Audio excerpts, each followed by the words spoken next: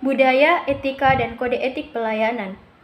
Assalamualaikum warahmatullahi wabarakatuh. Perkenalkan, nama saya Nur Faiza dengan NIM 2106055020024, Program Studi Ilmu Administrasi Negara, Fakultas Ilmu Sosial dan Hukum, kelas A.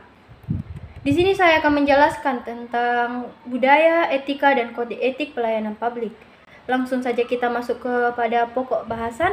Yang pertama ada pendahuluan, yang kedua definisi budaya pelayanan dan budaya pelayanan, yang ketiga manfaat budaya pelayanan, yang keempat penetapan budaya pelayanan, yang kelima cara membuat budaya pelayanan, yang keenam etika pelayanan publik, yang ketujuh hubungan etika dan budaya, dan yang kedelapan etika pelayanan publik. Tujuan video pembelajaran ini saya buat untuk memenuhi salah satu tugas mata kuliah manajemen pelayanan publik. Langsung saja kita masuk pada pembahasan, yaitu pendahuluan. Setiap orang mempunyai kepribadian yang unik, demikian juga dengan organisasi. Kepribadian mempengaruhi cara kita bertindak dan berinteraksi dengan orang lain. Budaya dan pelayanan. Apa itu budaya dan apa itu pelayanan? Budaya adalah suatu cara hidup yang berkembang dan dimiliki bersama oleh sebuah kelompok orang dan diwariskan dari generasi ke generasi, hal-hal yang berkaitan dengan budi dan akal manusia. Sedangkan pelayanan adalah proses pelaksanaan jasa oleh orang yang melayani langsung kepada yang dilayani. Penyediaan informasi yang membuat konsumen mudah dan nyaman untuk menggunakan barang atau alat. Budaya pelayanan. Apa itu budaya pelayanan? Suatu nilai, kepercayaan, atau kebiasaan yang dianut oleh suatu kelompok secara turun-temurun mengenai perilaku pelayanan pada konsumen. Budaya yang berorientasi pada pelayanan masyarakat. Menjadi bagian dari organisasi berarti menjadi bagian dari budaya. Pelayanan perlu dijadikan budaya dalam rangka mencapai tujuan organisasi. Membangun budaya pelayanan dalam organisasi merupakan salah satu upaya yang meningkatkan kualitas pelayanan. Apakah budaya yang diadopsi oleh suatu organisasi itu selalu baik? Di dalam budaya ada pun positif dan negatifnya. Budaya positif itu disiplin, tepat waktu, rajin, produktif, dan taat aturan. Memperhatikan dan melayani pelanggan dengan baik, menerima kritik dan saran yang membangun. Sedangkan budaya negatif, malas, tidak tepat waktu, melanggar aturan, kerja asal-asalan.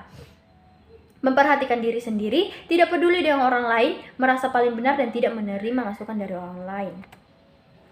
Salah satu contoh budaya pelayanan yaitu suatu call center yang sudah terbiasa dengan disiplin pola pelayanan terstruktur.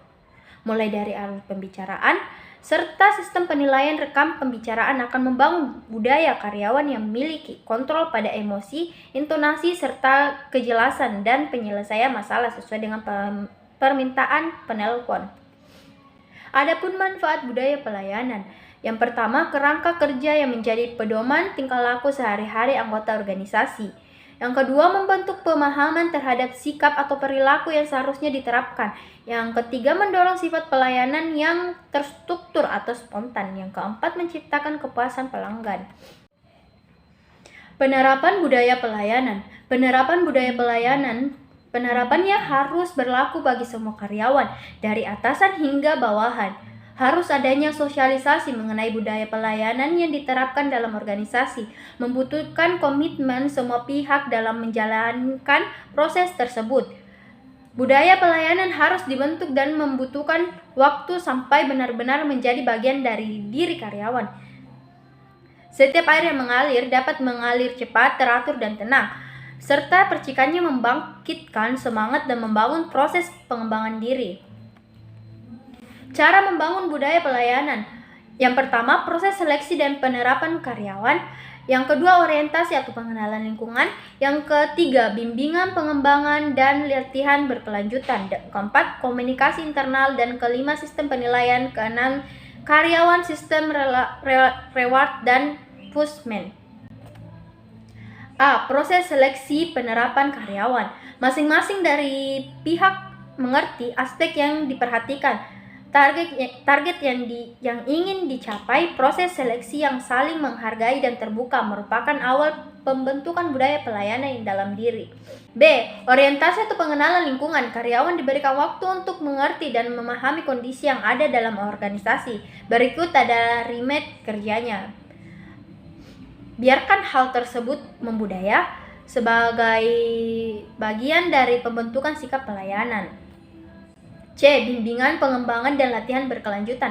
Karyawan mempunyai keinginan untuk belajar dan terus-menerus membekali diri dengan berbagai pengetahuan sesuai perkembangan jenis pelayanan yang diberikan. Organisasi-organisasi harus menciptakan iklim yang kondusif. D. Komunikasi internal. Komunikasi dilakukan antar karyawan dengan atasan, bawahan, maupun unit-unit lainnya akan terciptanya proses kerja yang lebih konsisten dan bertanggung jawab. E. Sistem penilaian karyawan. Sistem penilaian karyawan harus konsisten dan dihubungkan terhadap berbagai tindakan yang dilakukan budaya. Penilaian menjadi komitmen bersama hingga hasil dihargai dan dapat ditindaklanjuti. F. Sistem reward atau punishment. Berbagai bentuk penghargaan dan saksi diberikan sesuai dengan kinerja yang dilakukan oleh karyawan akan memacu untuk melakukan perbaikan peningkatan kinerja. Adapun hubungan etika dan budaya. Etika merupakan standar moral yang menyangkut baik, buruk, dan benar salah etika pelayanan publik. Penerapan etika atau nilai buruk baiknya dalam proses pemberian pelayanan kepada masyarakat. Budaya dapat mendorong terciptanya perilaku etis atau sebaliknya dapat mendorong terciptanya perilaku tidak etis. Faktor yang menyebabkan terjadinya iklim etika dalam perusahaan adalah pertama, terciptanya budaya perusahaan secara baik. Yang kedua, terbangunnya suatu kondisi organisasi berdasarkan saling percaya. Yang ketiga, terbentuknya manajemen hubungan antara pegawai. Hubungan etika dan budaya perusahaan. Adapun hubungan etika dan budaya perusahaan. Yang pertama, perilaku etis dapat menimbulkan saling percaya antara perusahaan dengan stakeholder. Yang kedua, perilaku etis dapat mencegah pelanggan atau pegawai dan pemasok bertindak aportis serta tumbuhnya saling percaya. Yang ketiga, hubungan perusahaan memberikan kontribusi signifikan terhadap pembentukan perilaku etis.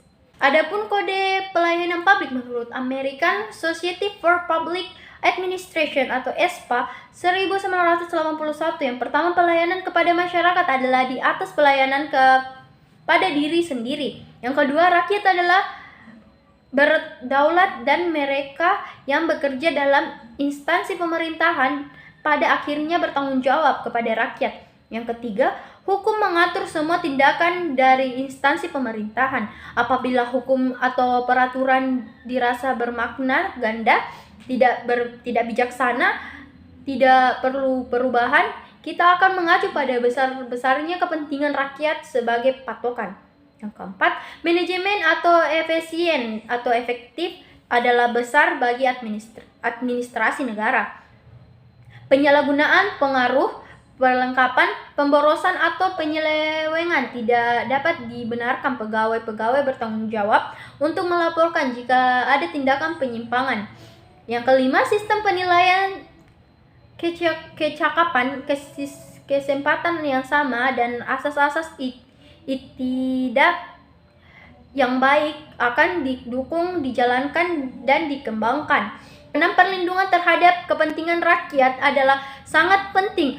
Konflik kepentingan, penyuapan hadiah, atau favoritme yang merendahkan jabatan publik untuk keuntungan pribadi tidak dapat diterima. 7. Pelayanan kepada masyarakat dituntut ke depannya, khusus dengan ciri-ciri sifat keadilan dan keberadaan, kejujuran, persamaan, komitmenis, dan kasih sayang. Kita menghargai sifat seperti ini dan secara aktif menggambarkannya. Yang kedelapan, hati nurani memegang peran penting dalam memilih tindakan. Ini memerlukan kesadaran akan makna moral dan kehidupan. Tujuan yang baik tidak pernah membeberkan cara yang tidak bermoral. Yang kesembilan, para administrasi negara tidak akan terlibat untuk mencegah hal yang salah, tetapi juga menguasakan hal yang benar melalui pelaksanaan bertanggung jawab, enggan, penuh, dan tepat waktunya. Pelayanan publik hendaknya mendahului peran daripada wewenang. Melayani bukan dilayani, mendorong bukan menghambat, mempermudah bukan mempersulit, sederhana tidak berbelit-belit. Pelayanan publik dikembangkan oleh Institut Joseph Amerika.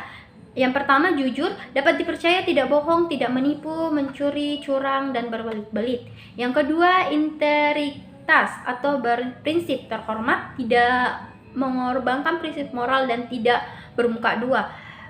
Ketiga, memegang janji, memenuhi janji, serta mematuhi jiwa perjanjian sebagai isi dan tidak menafsirkan isi perjanjian itu secara sepihak. Yang keempat, setia, loyal, dan taat pada kewajiban yang semestinya harus dikerjakan. Yang kelima, adil, memperlakukan orang dengan sama, berorientasi dan menerima perbedaan serta berpikiran terbuka. Yang keenam, perhatian, memberikan kesejahteraan orang lain dengan kasih sayang, memberikan kebaikan dalam pelayanan. Yang ketujuh, hormat, orang yang etis, memberikan penghormatan terhadap martabat manusia, privasi, dan hak menemui nasib bagi setiap orang. Yang kedelapan, kewarganegaraan. Kaum profesional sektor publik mempunyai tanggung jawab untuk menghormati dan menghargai serta mendorong pembuatan keputusan yang demokratis. Itu ya tadi penjelasan tentang budaya, etika, dan kode etik pelayanan publik dari saya. Jika ada salah kata dan perbuatan, mohon dimaafkan. Wassalamualaikum warahmatullahi wabarakatuh.